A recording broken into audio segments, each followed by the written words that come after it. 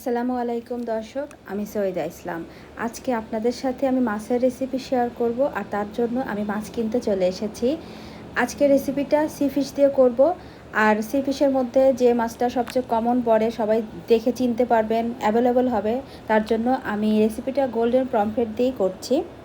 মাছ কিনে সেটা ভালো করে ধুয়ে পরিষ্কার করেছি, কাঁচি দিয়ে পেট কেটে ভিতর থেকে ময়লাগুলোও পরিষ্কার করেছি, যেটা পরবর্তীতে মাছ মশলা দিয়ে মাখানোর সময় দেখতে পাবে। মাছ মাখানোর জন্য প্রথমেই নিয়ে নিচ্ছি পেঁয়াজ কুচি, তারপরে কাঁচামরিচ কুচি। পরিমাণটা ডেসক্রিপশন বক্সে আপনারা পেয়ে যাবেন। আর ধনেপাতা ব্যবহার না করে ধনেপাতার যে ডাটা থাকে সেইটা কুচি করে নিয়েছি, সাথে নিয়েছি রসুন কুচি, পরিমাণ মতো লবণ, হলুদ মরিচের গুঁড়া, আর সাথে লেবুর রস দিয়ে মশলাগুলোকে আগে পেঁয়াজ কাঁচামরিচের সাথে এভাবে মেখে নিচ্ছি।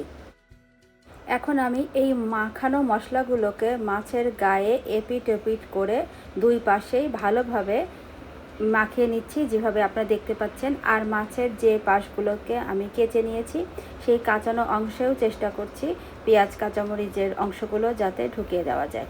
এক পিঠ মাখানো হয়ে গেলেও অপর পিঠটাও আমি একইভাবে মশলা মাখিয়ে নিচ্ছি।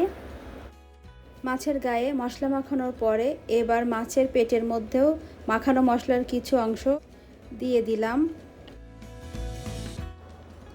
এই মাছ ভাজিটা অল্প তেলে অল্প হিটে করব। তেল প্রথমে হাই হিটে গরম করে নেওয়ার পরে মাছ চুলায় দিয়ে দিলেই চুলার হিটটা মিডিয়াম আর লোয়ের মাঝামাঝি করে দিব। মাছ ভাজার এই পর্যায়ে কারো কারো কাছে মাছের তেলের পরিমাণ বেশি লাগলেও এটা কিন্তু খুব বেশি পরিমাণ না। পুরা মাছটার এপিট ওপিট ভাজতে ঠিক এতটুকু পরিমাণ তেল লেগেই যাবে, যেটা মাছ ভাজার শেষে আপনারা দেখতে পাবেন। এক সাইড ভাজা হয়ে গেলে এভাবে উল্টিয়ে অপোজিট সাইডটাও ভাজার জন্য দিয়ে দিলাম। মাছটাকে প্যানের একটা সাইডে করে মাখানো মশলাটা ওই সাইডে আমি ভাজার জন্য দিয়ে দিচ্ছি। এবার আমি সামান্য একটু আদা উপর দিয়ে কুচি করে দিলাম।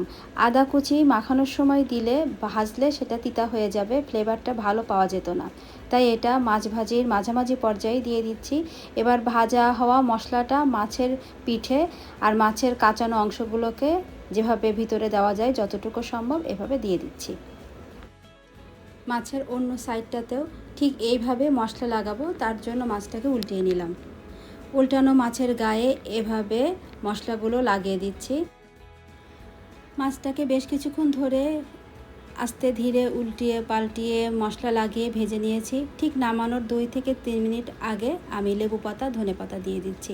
এই দুইটা পাতার ঘ্রাণ মাছের টেস্টটাকে একটা ইউনিক পর্যায়ে নিয়ে যাবে। আমার আজকের মাছ ভাজি কমপ্লিট। এই রেসিপিটা দেশি মাছের মধ্যে আমি রুই এবং কাতল দিয়ে ট্রাই করেছি, কিন্তু যেহেতু আমি ভিডিও আকারে দিব, দেখারও একটা সৌন্দর্যের ব্যাপার আছে, আর সি ফিশ দিয়েও যে করা যায় সেটা আপনাদের সাথে শেয়ার করার উদ্দেশ্যেই আমি এটা গোল্ডেন পমফ্রেট দিয়ে করলাম। আজকের মতো এখানেই বিদায় নিচ্ছি। আমার মাছটা অসম্ভব টেস্টি একটা মাছ ভাজি, যেটা আপনারা আমার রেসিপি ফলো করে তৈরি করলেই বুঝতে পারবেন। আজকের মতো বিদায়, আল্লাহ হাফেজ।